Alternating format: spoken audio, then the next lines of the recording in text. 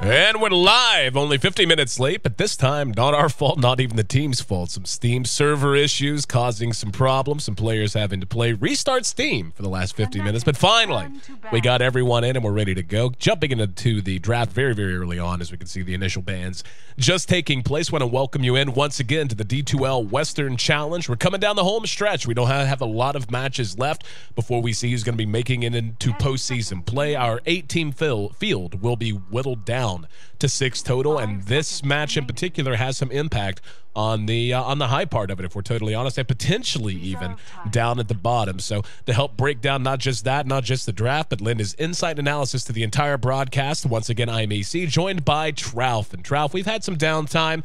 Obviously had to take some breaks because of the big tournaments that have been going on and all that, but we're really down in the nitty-gritty. Less than half a dozen matches left, and this is a big one. Fnatic taking on Cloud9. Cloud9 is sitting up near the top of the overall standings. Fnatic is right smack in the middle of the pack, and this will be their final match, next to last match for Cloud9. But Fnatic sitting at 3-3. A win here pretty much guarantees them postseason play. A loss for them would put them maybe in the running to be caught up to by one of the other teams that's sitting down near the bottom right now. Roxas, for example, might be able to do something there. But for the most part, this is all about Cloud9 and them vying for a chance at a top seed. They have 2 matches left, one today, obviously. And if they can get a win here and maybe get a little bit of help from EG taking a loss later on, they're going to have a chance to overtake a top number 1 or 2 seed. Yeah, want to make sure real quickly you can hear me. Gotcha, boss. Am I good? Sound okay, good. good. Yeah. And as you mentioned just in the tail end there, if they need, a win or a loss, I should say, from EG versus Alliance, which is coming up, I believe, in 2 days. Yep. Which is really going to be fun. So as we're getting the end of this Western Challenge in the regular season, going to have some good games left over. But that'll be an interesting one to watch because actually just right before this match, EG faced off against Alliance, and Alliance 2-0'd them. And they looked pretty damn good as we're kind of feeling out how teams are doing with this new patch that's just hit the market, so to speak. I really wanted to comment too quickly on now this first pick IO that I see. It's so funny to me to see certain heroes that were so popular like half a year ago or not even half a year ago that have just kind of faded because a new patch comes out. They have either direct buffs or direct nerfs or indirect nerfs. But then we're starting to see a resurgence of those heroes coming back because their fundamentals haven't changed. Things like the Batrider lasso, the fundamental of it being able to take out a hero from the team fight immediately hasn't changed. IO's teleport, relocate hasn't changed. So the fundamentals are still there, and we're seeing teams start to realize that these heroes, despite the nerfs that they've gotten, are still extremely strong. Oh yeah, without a doubt. And this is something that I think we all anticipated coming into this latest patches. You do see this. You obviously see, especially with tournament time just around the corner, and it's always tournament time in professional Dota. There's always something going on, but in particular, what we have to look forward to over the coming months between Frankfurt, we just had Bucharest not long ago, and obviously the International. Now's the time for a lot of these teams, especially the direct invite teams that don't have a lot to worry about so far as where they're going to wind up and at the International or not. Now they can experiment a little bit. Now they can go back to the old favorites, like you said, and see how they fit into a new patch. And they can also start to play around with new heroes that maybe were changed and try to do some creative stuff. So a lot of fun, and both of these teams looking great in terms of both of those. And I really enjoy watching Pylai play IO anyway, the way he plays the hero. He does some really fun stuff, especially when he hooks up with Eternal Envy. Last time I saw him on hand to do anything was at South by Southwest. We saw him and Envy on the Luna, and we see Fnatic has banned out the Luna right off the bat. No surprise there, really, if you know how Cloud9 likes to run. But just basically running the Luna as a pure greedy kind of a carry that ends up going kind of glass cannonish, and then Pylai, not necessarily for ganks. I mean, that's obviously a part of the game plan, but just being able to tether up with the Luna, and if she gets in trouble, relocate her not completely away from the fight, not like all the way back to the well, but just a few feet behind. Get her into the back line, let her reset, and then re-engage after that. And it ends up being very difficult to deal with. Your reactions have to be on point, and you have to always account for the fact that if you sell out on a Luna, you could be selling out on a hero that's not there anymore in just a few seconds. 10 seconds. Yeah, I would love to see some of the heroes that have gotten buffed recently. Like, as you mentioned, that now is a good time to start experimenting, and I'm sure in their scrims they've already been doing some of that and trying to feel out what works and what doesn't. I would love to see Bloodseeker because, first of all, well, actually, maybe that's kind of a thin line to cross because I think he's bugged right now. I believe that his Q actually stops TPs, and it's not supposed to. So maybe that wouldn't be a good hero to see right now. But nonetheless, if that does get fixed, his Blood Rage now, you can't use BKB or Manta to dispel it, which is pretty strong because I believe at level 4 it's a 10-second silence. I could be wrong, might be 9 or something, but that would be just devastating in a team fight to not be able to dispel that. So that's kind of a cool tool. But yeah, just one thing to point out there. Yeah, I completely agree with you. In particular, we don't really see as many Weaver picks as we once did. I mean, he's still a fairly popular hero, but there was a time not that long ago, say going back 4, 6, 8 weeks, etc. We saw Weaver played by pretty much everyone. Everyone had a place for him in the lineup. And Bloodseeker, and you know, that's actually just a fun little piece of D2L history. Bloodseeker has been picked in D2L play a grand total of 3 times across our 4 seasons, plus now the Western Challenge, which is kind of a side event. And his win rate is actually 100% in D2L play. So every time he's been picked, he's won. In 2 of those games, he's been picked to counterpick a Weaver. And any hero like that, really, that is just shut down by not being able to be mobile and being silenced out, he is excellent against. I agree with you, though. I'm not sure what the status is of the bug. Last I heard, it was still bugged that it did cancel TPs. So that'll obviously need to be fixed before sometime real soon. But for now, Fnatic and Cloud9 both kind of taking their time here in the draft. We can see their front 2, obviously, in the Invoker and the Treant Protector. Io and Darkseer is a fun combination to see.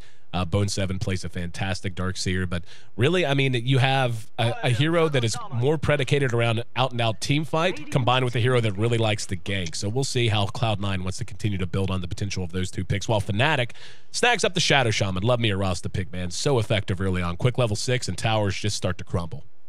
You can never really go wrong with the Shadow Shaman pick in almost any lineup. It just, even if his laning phase isn't that good, you get out of it and your wards are relevant at any stage of the game, which is why he's so good and such a safe pick. Darkseer pickup, kind of, it's very early on, and Bone 7 does play it well. I think it's a direct counter here in their minds to the Treant Protector, which is picked up after Io.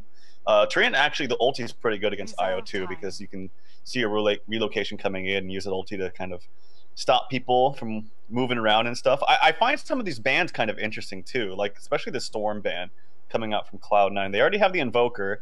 I don't know if Fnatic runs a safe lane farming Storm. I think I've seen Hani do it a couple. No, you know what? Era did it not too long ago in a match.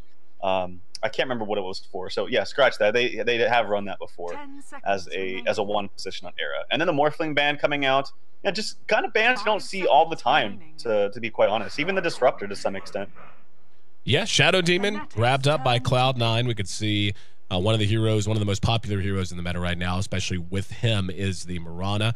Also works really, really well with a Dazzle, which hasn't been banned out at all either. And Dazzle did get hit by the patch a little bit. It wasn't the biggest change in the known universe, but you know, depending on how they want to work this out, I mean, you've got your Io. It is Cloud9, so I can't imagine we'll see a Dazzle pick out there for them. With Fnatic, though, you know, you see a Shadow Shaman, a Tree, and an Invoker. This could end up being a push down their throat kind of a lineup, because what you see with Darkseer, Shadow Demon, etc., especially the Io, are heroes that are excellent at kind of carving a map up with movement, with rotations, and obviously with relocate, whereas Fnatic might just decide to take a guns forward kind of an approach right now on the back of the Invoker and so on. So still pretty ambiguous on both sides, I think. Yeah, I think Fnatic has a very safe draft right now. Like you mentioned, if I just watched 2 games of S4 going Quas Wex Invoker. I feel like he's like the only player that still does that right now. There's a couple of the Eastern teams that run Quas Wex Invoker, but they actually haven't been having too much success with it. But S4 has, and I think that this actually is a good game for Exort to run back to the forward spirits. They weren't touched in the patch, which is kind of crazy. The Exort Invoker, really. In fact, I believe the Quas Wex was the one that nerfed a little bit. Might have been the EMP a little bit, and I think the Tornado lift time was nerfed just a bit, something like that. But the Exort Invoker is still extremely potent, and not to mention when you have other pushing abilities like the Shadow Shaman wards, it's very effective. And there's the Weaver pickup that you were talking about. Yeah, Weaver snagged up here. Weaver with Tree and Protector, very, very strong. Has been going back a long time ago. Ricky going to be picked up by Cloud9. Now that's fun. Ricky got a little bit of love in the patch as well. And seeing the Ricky pick with the IO, this is something that Alliance in particular has been known to do from time to time, and it looks like Cloud9 is ready to run that as well. So will be a very gang-centric kind of a lineup. You're from Ricky, that'll help a little bit against the Weaver. But I feel like Fnatic's going to be able to pressure Cloud9 immensely, and it's kind of ballsy to go with a fourth pick Ricky based on what you see. I mean, when you have a Tree and an Invoker, and it doesn't matter if he goes Quaswex or Exhort, Weaver and Tree in particular allow you to apply a ton of pressure, and you can just start to group up, even if you don't want to go as 5, go as 4 with just the 4 we see now, or even if it's an Exhort Invoker, just let him split push elsewhere while he contributes Sunstrikes and so on. But it's so easy to dive, especially if Shadow Shaman's able to get his wards down on the tower before Cloud9 can get into position. So it's going to take some skillful maneuvering, I think, from C9 to deal with this lineup in the first 20-25 minutes. I think you said it quite well. Skillful maneuvering is like exactly what they need to do. And it sounds kind of funny looking at Ricky and saying Cloud9's going to have a good laning phase, but they are, because if they decide to go Ricky IO mid, I've seen this done by several teams. E.g., I've seen, as you mentioned, Alliance, they run it more, I think, at the safe lane, but it's not past them to run it in mid. If they have Shadow Demon rotate and just a disruption on the Invoker, he's dead. Like, he can't do anything. So in that sense, their laning phase is actually extremely strong, and if they are able to get a number of kills from laning phase, get an early tower in mid or something like that, they can actually stomp over Fnatic. But if it goes somewhat even, I feel like Ricky's going to have a lot of counters, kind of soft and hard counters to him. Like Shadow Shaman Hex is really good. All of Invoker's spells are good against Ricky. The overgrowth is amazing, just keeping him in place. So I feel like he's going to have a hard time until, like, he's going to be kind of forced to get certain items. Like, he's going to have to get the BKB eventually, or he's just going to get kited and disabled. Even in Manta, honestly, just multiple ways to get out of certain things from Tree. And there's Tony Montana for Fnatic as they pick him even without the Wisp. And we've seen stats before, and they don't lie. And they still have an extremely high win rate with Tiny, even without the Wisp. Oh, yeah, absolutely. And there's just going to have to come a point where you start respect banning the Tiny. Even if you wait until the second phase, I think that would have been understandable. Era's just so damn good on the hero. He really, really is just that good. And yeah, I mean, in terms of their laning phase, like, this is what I was talking about, kind of a guns forward kind of a lineup. I like the Leshrac pick there. It's actually going to be Sing Sing who's initially starting out on the Lesh. The Leshrac to go with the Shadow Demon, most obviously, just being able to split Earth off of the initial disruption. That allows you even more chances to, and it's just kind of terminology I use internally in my head, so it tends to come out of my mouth, which is carve the map up. Be able to get picks in small skirmishes, or just to be able to get a lot of strategic picks that free space up elsewhere on the map, or allow you to take secondary and tertiary objectives. So Cloud9 has a ton of potential there, but in terms of pure punching power and the ability to take a small lead and make it huge, I think Fnatic has a gigantic advantage there, just in the amount of pressure they're going to be able to apply with Weaver and Tree. Invoker, be it Quaswex or be it Exhort, he's going to have at least some global presence, or some push potential, or just big team fight potential to go ahead and go with a Tiny, who notoriously snowballs out of control if you're unable to keep him down in the first 20 minutes of a game. So the onus is going to be on Cloud9. I don't feel like they have a lot of room for mistakes early on. I'm very interested to see how both teams laying this. Fnatic is notorious for just doing something completely different and faking out casters. I mean, the standard thing would be Weaver off lane with Trixie playing that, tri-lane top, and Invoker mid. But they, like I said, they're so notorious for changing things up, and I think it's just to kind of throw the other team off, honestly, and just catch them off guard. And also C9, they have some options too. They could run the Wisp Ricky mid with a Lesh SD combo. We haven't seen this combo for a long time, but it is a combo, and it is a potent one. Oh yeah, it's like the last time I remember seeing that really in force is going back to like end of 2012, early 2013, like G1 Champions League, G League games, where you saw LGDN, for example, just beasting lanes with something like a Shadow Demon, Leshrac, Lifestealer, and an offensive tri-lane, like back in those days. And it's a lot of fun to watch, and it does have a hell of a lot of element of skill shot involved to it. So looks like we're about ready to get back underway. Want to welcome in once again everyone back to the D2L Western Challenge. We've had a little bit of downtime, but over the next few days, we got another handful of matches all lined up, and I think they do this to annoy me. I know the players on Fnatic in particular very, very well, and C9 just pinging and making it difficult to talk and sound smooth because there's nothing but racket in the air. Thanks, guys. Appreciate it. Yeah, this comes about that time where I just start muting the game sounds. Oh, please resume game. Enough. But looking ahead to the weekend, we are going to have a doubleheader. They're doing it more, and it's. Did they heard you? Yeah, I think so. Do you know that when you ping, it puts shields up on everything? You see that on the minimap? Oh yeah, it makes a different sound.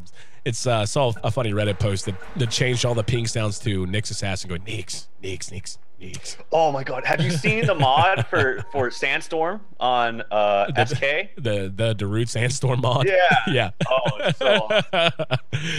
All right, check those out on Reddit or wherever you want to try to find it, I guess. In between matches, of course, because Game 1 just about to get underway. And what I was going to say is we do have more matches coming up this weekend, so make sure you stay tuned here on the D2L channel on Twitch for that action on Saturday and Sunday. We'll be off again tomorrow. We also have Reported coming up following conclusion of this series. Obviously, we're running a bit behind schedule on that just by virtue of this match being delayed, but who knows? Maybe we'll see some quick matches. Looks like the lanes are taking shape, and looks like we may have a duo mid of No Tail on the Shadow Shaman with Era on the Tony, while Trixie is out in the off lane and Fly's hanging around. We'll see where he's going to wind up, or if he's just going to roam for. C9 looks a little bit more stereotypical. Bone 7's on the Darkseer. We do have EE here in mid, and AUI and Pile Die are there in mid as well. So we'll see if they're going to end up heading down to protect Sing, or if they're just going to try to solo farm Sing.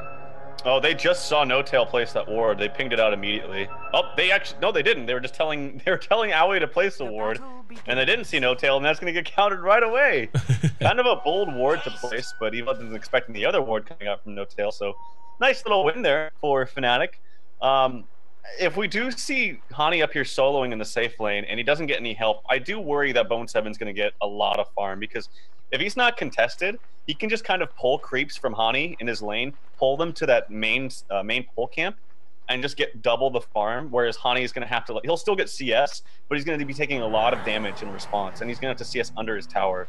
And if Darkseer gets strong enough or has any rotations up there, it's very easy to dive the safe lane solo farmer. So that's the one thing I'm worried about here for Fnatic. Yeah, I think it's going to be, like you said, that top lane, I think it is a concern. I don't think Hani's going to struggle immensely to get his own stuff done, to get his own farm, his own levels, obviously. Shouldn't be that difficult. Holding down Bone 7 and keeping him from being a bigger impact than you want, I think you're dead on the money that will be a problem. The lanes elsewhere are going to be very volatile. It is going to be duo mid versus duo mid, though for the moment we see AUI spending most of his time back away from the actual lane, just trying to give a little solo, not so much farm, but level priority to Eternal Envy, just to get him to 6 as quick as you can, because the hero plays totally different afterwards. At bottom, we've got a nice combo out of Sing Sing and Pile Die, but you've also got Fly there along with Trixie to allow plenty of aggressive potential as well. And this just has this is a game that has that feel of it could be quiet for 3, 4, even 5, 6 minutes, but then when the action breaks out, I don't think it's going to stop anytime soon.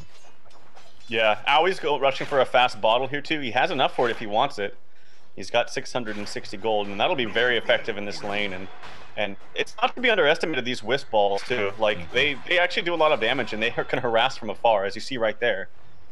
Minimal. It doesn't cost that much mana. He's not really using that much mana anyways, and the tether is only 40 mana. So bottle coming out for actually Bone 7. So Wisp isn't able to purchase his bottle right now. I thought he was going to buy it. Yeah, I thought he was too.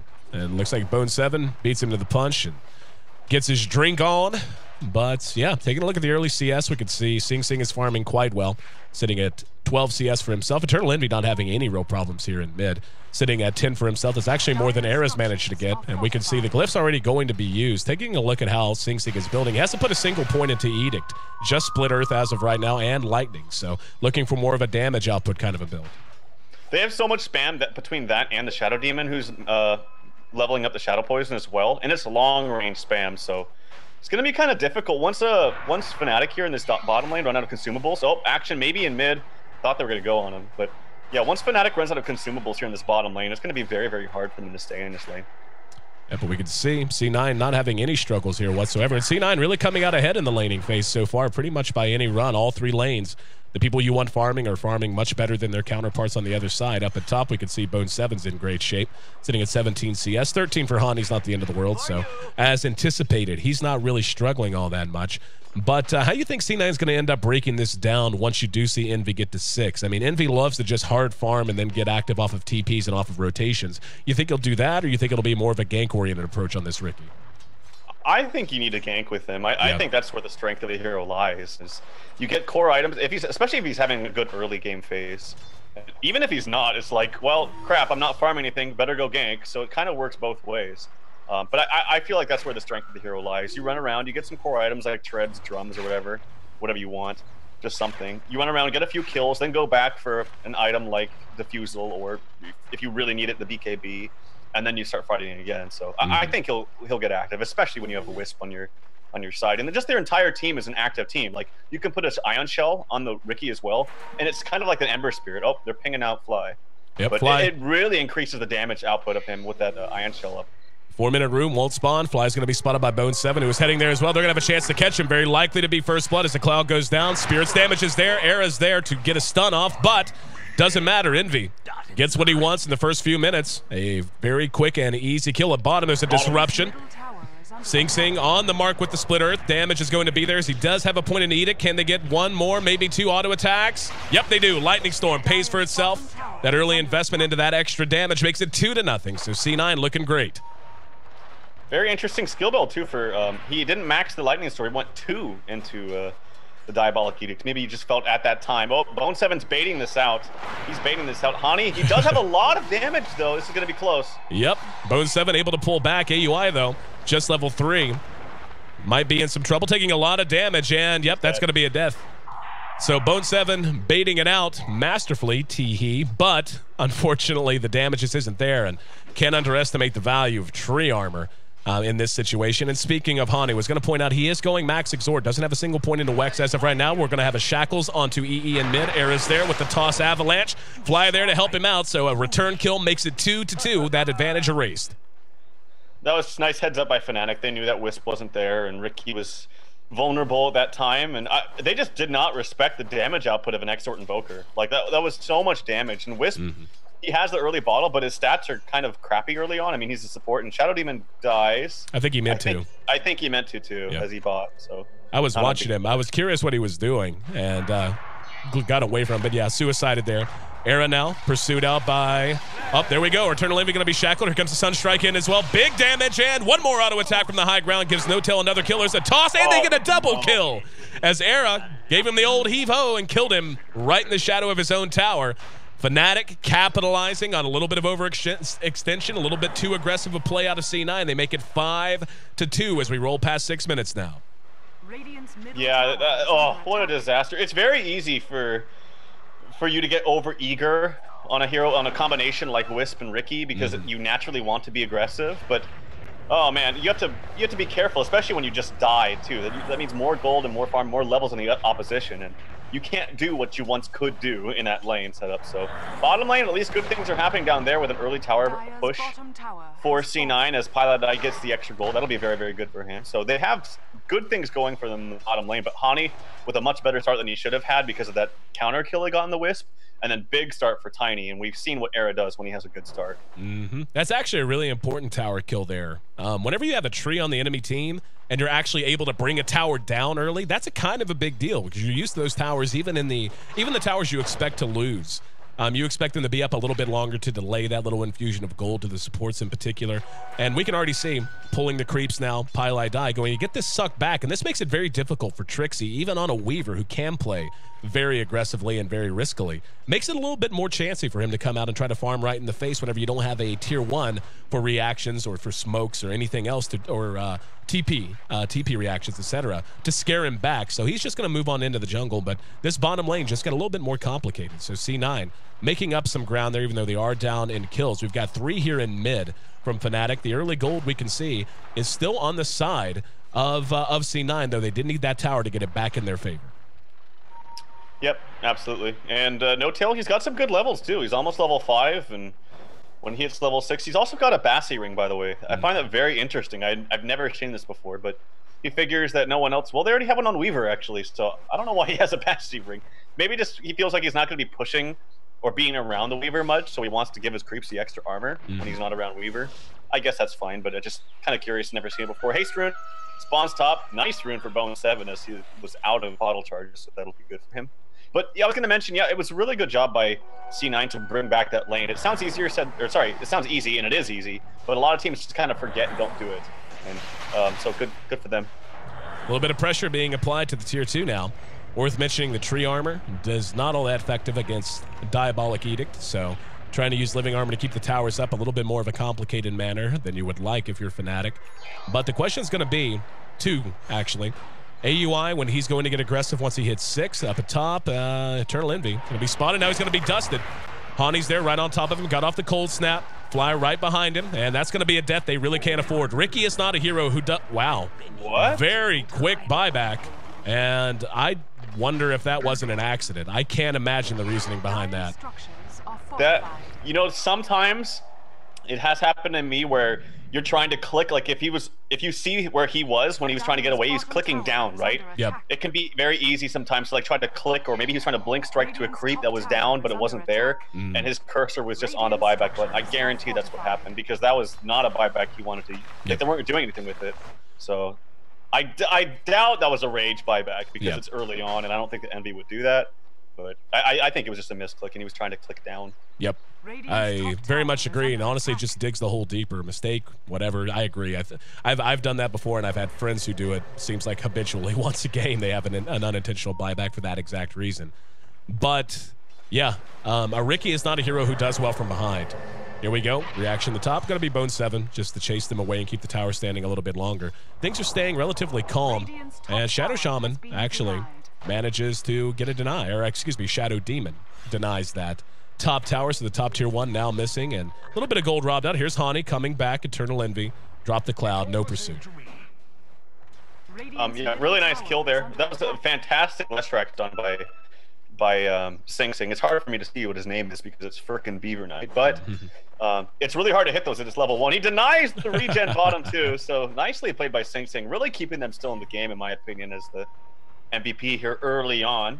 Possible kill up top, but an early TP quickly from Weaver. We'll see if it makes any difference. Fly trying to run, has to be very careful, does end up dying. Pylite Eye being pegged away on by Trixie. Here's the relocate though, as AUI did find a quick level 6. Seems like just a moment ago he was level 4, quickly got up to 6. And now Trixie using time lapse and trying to find a way home. Looks like he's going to turn back around, do what damage he can.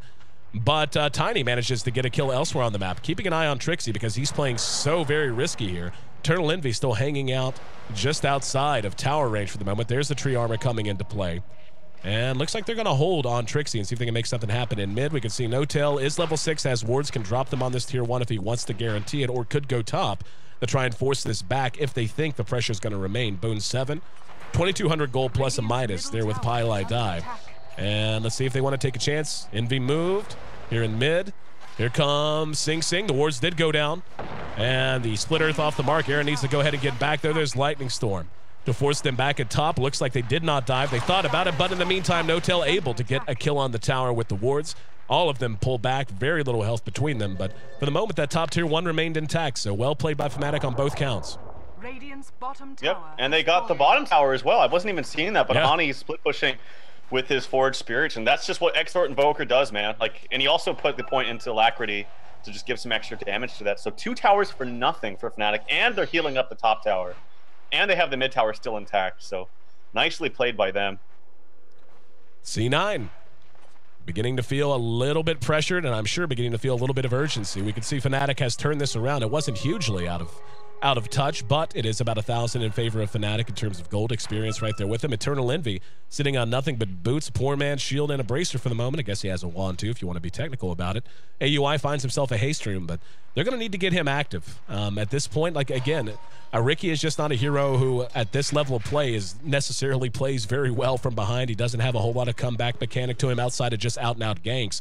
And Fnatic, if they get an advantage just knowing how they like to play, they will just start to 5-man and gank a lot. We can see C9 trying to make something happen with the rest of their team as they are smoked up and now moving across the river.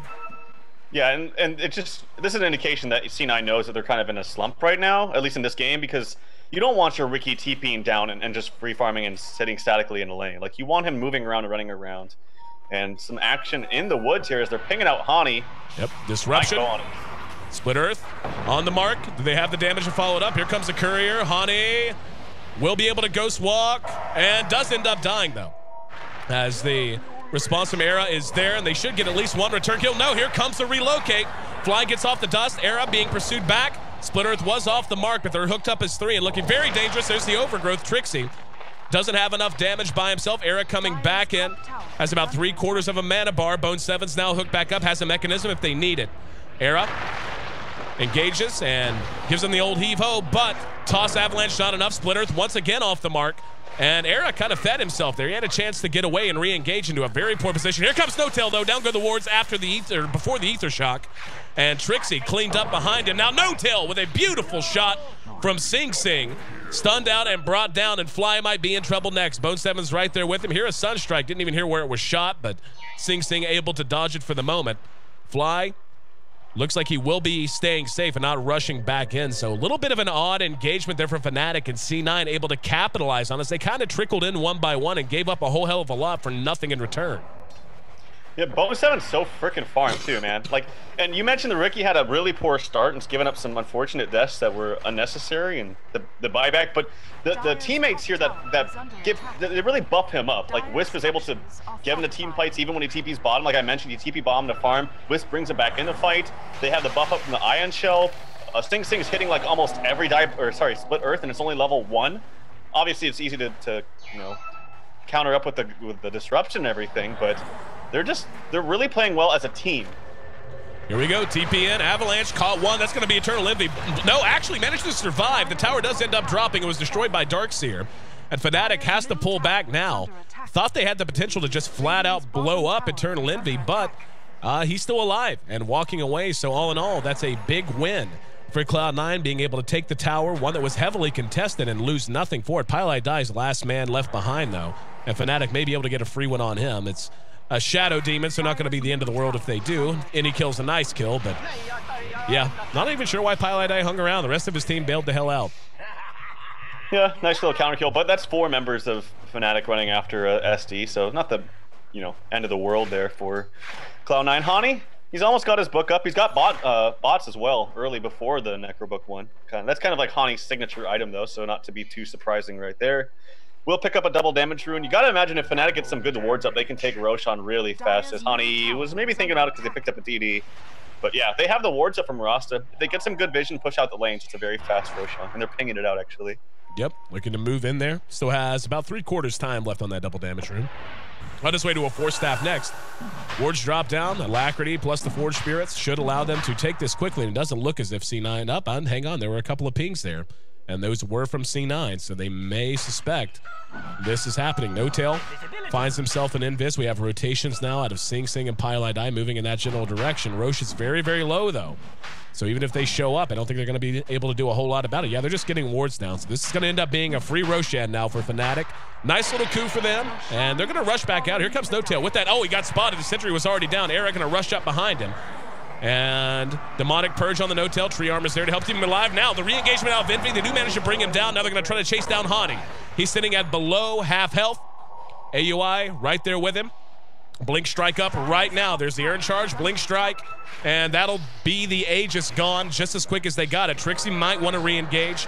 Bone7's right there with him. They're going to go on Hani again. The rest of C9 bringing up the rear. And now Trixie comes very far forward. There's an overgrowth, but Fly's eating a lot of damage off of this. And they're just unable to really penetrate them at all, as another kill for Eternal Envy is tallied. And that's kind of the problem I'm beginning to see out of Fnatic, like you were talking about, and I think you were so on point with it. These heroes for Cloud9 buff themselves up so much, they make each other so much better, that even when they catch them at a weird angle or in a weird position, even off of an overgrowth that caught 4 if not 5, what do? You try to rush in. The damage output coming from all angles is a little bit too high. Their sustain is too high. Their maneuverability is too high. And even with Eternal Envy struggling early, he's caught back up. His physical burst is too high. And we can see C9 is really rolling now in the mid game, just past 17 minutes. And this is like without big items too coming out. Like we're gonna see that coming out here in the next 5 minutes or so. With EE, whatever he builds, I feel like I saw the making towards a BKB. Yeah, he has a Mana Club. Sorry, Ogre Club. I thought it was a Mana Club, but yeah, he's gonna be making some of a BKB, which is gonna be good. We haven't even seen the true potential of Bone7, which he has an early Midas. He has had an early Midas this game. So when he gets that wall vac combo up with something like a Shiva's, or he could go for a blink, or the whole shop is his oyster basically, and we haven't seen the full effectiveness, and that's the scary thing for Fnatic. And I wonder why they took so long to rotate to help Hani, because they went after he died. They tossed in the tree after he died, and then the buyback from No-Tail came after he died. So it was just kind of a weird engagement from Fnatic. They were like, oh, let's fight, let him die. It's kind of like just miscommunication issues. Yeah, I agree. The way they've been taking these fights have been rather odd. And I'll tell you, you want to talk about big items and being scary? How about Sing Sing with a Bloodstone and 11 charges on it? As well as an Ogre Club hanging out too. And, you know, we can just see tree armor is being made almost completely useless at this point. Yeah, as soon as it's on, it's gone. And we just saw them melt through a full health tier 1 or relatively full health tier 1 in mid. And just by running up and using Edict one time and doing what other damage they can, they have tier 2 in mid down to half now. So I think this is actually revealing itself to be a very brilliant draft out of C9. They're just taking a lot of what Fnatic wants to accomplish out of the mix, and their ability to sustain in these fights is huge. Sing Sing alone with Edict and Pulse Nova is just an unbelievable source of damage. Yeah, and Hani was actually so scared of these engagements from C9 that instead of the Necro Book, he's going for a Force Staff. So he wants extra mobility that if they catch him with the smoke, basically what happened the last 2 times he died, twice in a row with the Aegis, is that they put the smoke on him and he can't do anything. He can't invoke anything. Even if he did, he can't use it, so he's silenced. So he needs to get away from that smoke, and so he wants the Force Staff. And that's going to be a way that for him to get out of that, invoke something, and then cast spells until still be relevant in the fight. So that's how scared he is of this lineup here from C9. So it's a good pickup. I still love Force Staff. It's good in almost every game on almost any hero, but it does set back his potential as an Exort Invoker, which is pushing very, very fast, very, very early with a Necro 3. This is really scary now for C9. Like you said, they're already scared of C9, opting for a Force Staff on Hani, as you just so brilliantly explained. But on the other side, guess what? 2 Blink Daggers on Shadow Demon and on Bone 7. So their initiation potential is going to be gigantic, especially when you factor that in combined with Relocate out of AUI. This is feeling very, very scary. At 5,000 gold lead at 20 minutes in, that's very considerable, make no mistake. But this feels much scarier than that. It feels much more drastic than that. And yep, tree armor gone, and now watch this tower evaporate. I mean, they pop glyphs, so that stops the damage for a minute, but here soon, and actually, wow, they're able to get a kill onto the Weaver at bottom. I didn't even see them.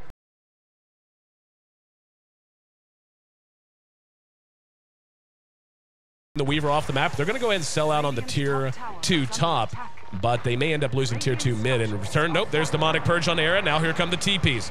Moving in, there's a Tornado, and Bone 7, a beautiful vacuum wall combination. Here comes Sing Sing from the back to help clean it up.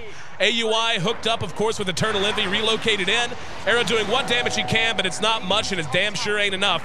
Pile Die catches a straggler with Disruption. Hani's still going to try to make a run for it, but Cloud's there. Eternal Envy is there. And they're going to be able to track him down and make that 4 gone in a matter of 60 seconds.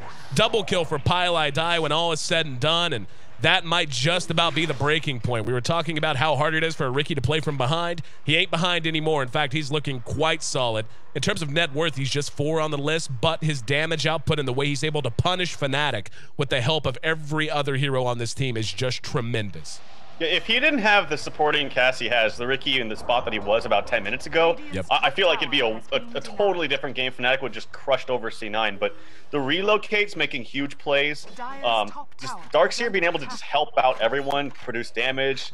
He could surge them if he needs to, but mainly it's just the Wisp, like being able to farm in one place but still be relevant on the map, ready for a fight in another. Now, here's the BKB for Ricky. This makes him basically invulnerable, as he's able to get out of overgrowth and still be very mobile in team fights. And you saw the smoke screen on 3 heroes right there with the wall vac. Like, what can you do? Fnatic, sorry, it was Invoker, already used the Force Staff, I believe, on himself, and then that's it. Like, he's out. He doesn't want to fight that anymore. Right.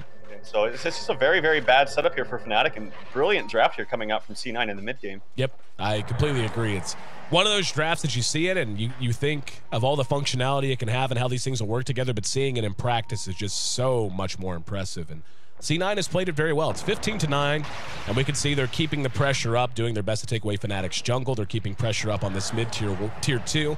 Has been regenerated with living armor to about half health, but just like that, or 2 full health from half health, but just like that, it's right back where it was. Eternal Envy's right there beside them, has the BKB up. 10-second charge ready to go if he does want to engage. Looks like he's going to hang around for the moment, and that's going to be the right call, as the rest of C9 is beginning to converge while Fnatic has dug in their heels and is looking to maybe get a win to turn this around. Era's still short on his Scepter, needs about another 1,000 gold. Here we go, there's a toss. No Tails there, gets the Wards down, gets the Hex and the Shackles off the follow-up. Beautiful disruption. Going to save Sing Sing. But Fnatic, oh, there's a great vacuum wall behind the fight. And C9 now back. They're able to track down Tree. And Era can't really contribute a whole lot else as he has to be extricated from the fight. Has to move up and away. So it ends up being a 2-for-1. They lost Tree and Shadow Shaman in exchange for the Shadow Demon. But Eternal Envy now going to be free to push along with Sing Sing, who is still up and standing as well. That in and of itself is a huge deal. 16 charges on his Bloodstone now. And yeah, this tower is gone. Dunskies. Man, he's got BKB flying out to him, I believe. I'm just guessing. Yep, he does.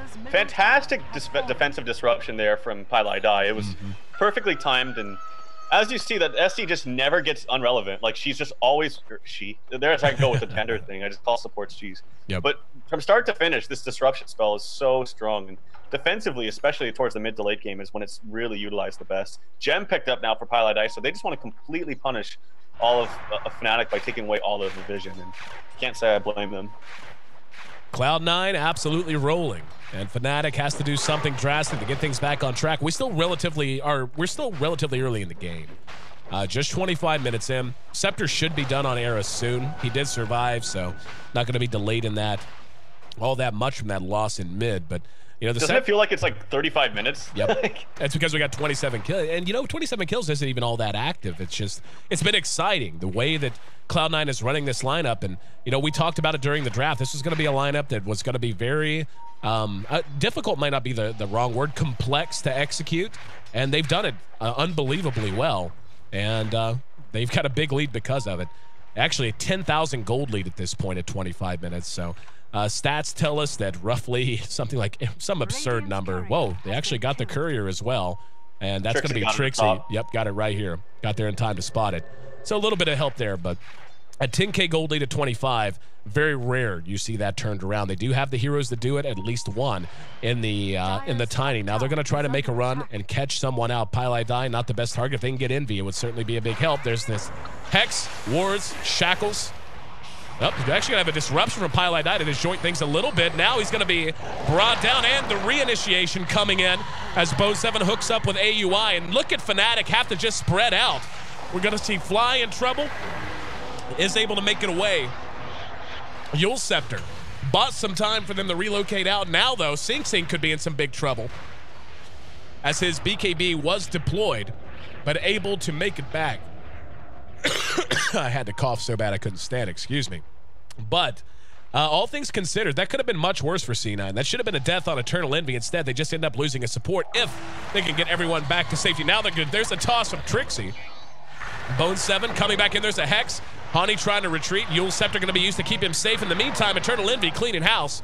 Ate the Avalanche, but it doesn't matter as Sing Sing's there with that mass amount of damage. And the toss, still not enough to finish him off, as Fnatic once again feeds 4, only for 1 in return. Yeah, I feel like Fnatic just chooses the weirdest times to engage and disengage. Like, I feel like their lineup is really strong. I feel like they know how to play in team fights, but the decision of when to go in and when to stop going in is just weird. And Trixie got tossed in there. I feel bad for him because he had 20 mana, and he got tossed into 2 heroes that were like, they just turned on him, and he just was like, I don't have BKB, I have 40 mana, what do I do, guys? And he just died. Right. So I feel really bad for him. And not to mention, he's got a BKB, and that's it. Like, he's got no damage. All their damage is relying on Invoker and the Tiny. The Tiny does have good damage, but he gets kited very easily on. Trixie's gonna die again. Trixie dies behind his own tier 3. Very quick reaction on a Bone7 and Eternal Envy as they track him down. And this looks like this could potentially be the end of this game. If I could actually breathe without wanting to cough my head off. My God, that cold caught up with me. Disruption behind the racks and no initiation coming off of it. Thought we'd see that, but now No Tail coming forward, dropping the wards. Doesn't matter. Just blown up completely. And GG, excuse me, GG called as GG my windpipe. But C9 taking a very convincing win. At minutes in, fantastic play, creative draft, brilliant draft across the board. Yeah, absolutely. I thought things were going to get shaky there. I mean, that's just going to show you how strong the lineup is and how strong specifically their team play is, because they looked really bad early on. Like Envy dying twice in a row, buying back right after one of them. It was like, oh god, what is C9 going to do to get back into this? They have an Invoker on the other team. How are they going to win? But the power of the IO relocate, honestly, and then Sing Sing, who played a fantastic game. Look at him, 4-0 and 11, able to take down that tower early on, and his farm didn't stop. I think that was the key thing. You can get kind of in this little sticky situation where you get an early tower, you're like, I got a lot of farm, guys, now let's go fight, I want to go fight, and you stop farming. But he just kept farming, 200 CS in that game. Again, 4-0 and 11. Such big items coming out from him, but the big thing I think was that IO, like, he got first picked, and for good reason. Like, they were utilizing the relocate to great effect. You can farm in one lane, be ready to fight in another. So fantastically drafted, I would say, from Highlight Eye and the rest of C9. Oh yeah, absolutely. And if I die, I want you to carry on the D2L legacy, because I might expire. I may perish in between games. I can barely talk. Anyway, 28 minutes, all the time it took. Great play across the board. Everything you just said, man. I mean, it was just on point. And really, what we expected to see out of Fnatic, the interaction of Tree and Weaver, when you talked about the team fight potential, their ability to just hook up as 5 and start pushing towers early, none of it materialized. C9 just gave them 0 options and took control of the map and controlled the pace of the game from start to finish, and there really was no way to turn that around. Sing Sing in particular, 4-0 and 11, as you had said on the Lesh track, and his inventory speaks volumes. Love seeing the Lesh in the way that it countered the Treant Protector in particular. Just so good all across the board. And game 1's behind us. Cloud9 putting themselves just 1 game away from being able to make a run at a top seed. This is their next to last match in D2L Western Challenge play. A win here and a win the next day will pretty much guarantee them a top seed one way or the other. So very exciting times for them. Fnatic, they're just jockeying right in the middle of the pack to make sure they stay safe and no one's able to catch them after all. I'm your host, Aaron AC Chambers. Thanks for joining the broadcast, guys. You can literally see I've got tears running out of my eyes right now from coughing so much. Very sorry about that. Sorry about the superfluous noise. Blame Charlie Yang, who I'll be sure to berate on Reported coming up following the conclusion of this broadcast, as he brought the bug home and got us all sick.